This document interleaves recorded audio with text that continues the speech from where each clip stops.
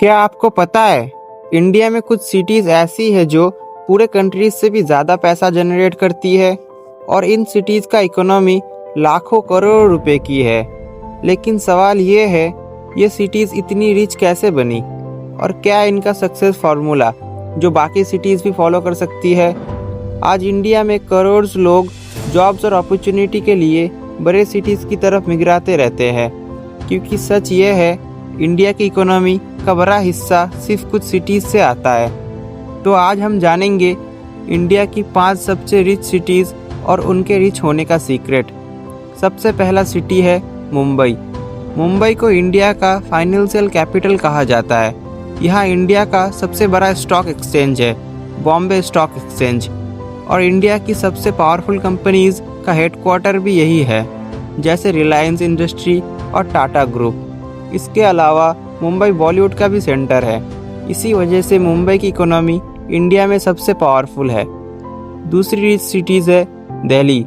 दिल्ली सिर्फ इंडिया की कैपिटल नहीं बल्कि पॉलिटिकल और बिजनेस पावर सेंटर भी है।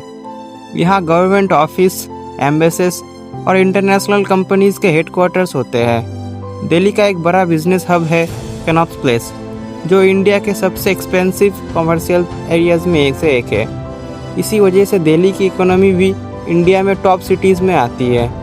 लेकिन जो सिटी आने वाली है अभी, वो सिर्फ रिच नहीं बल्कि इंडिया की सिलिकॉन वैली भी बन चुकी है, और शायद आप उसका नाम ऑलरेडी गेस कर चुके होंगे। तीसरी सिटी है हमारा बेंगलुरु। बेंगलुरु को इंडिया की सिलिकॉन वैली कहा जाता है। यहाँ हंड्रेड्स ऑफ टेक कंपनीज और स्टार्टअप है, जैसे इन्फोसिस और विप्रो। यहाँ से इंडिया का आईटी इंडस्ट्री पूरी दुनिया को सर्विस देता है। इसी वजह से बेंगलुरु इंडिया के फास्टेस्ट ग्रोइंग सिटीज़ में से एक है। चौथी रिच सिटीज़ है हैदराबाद।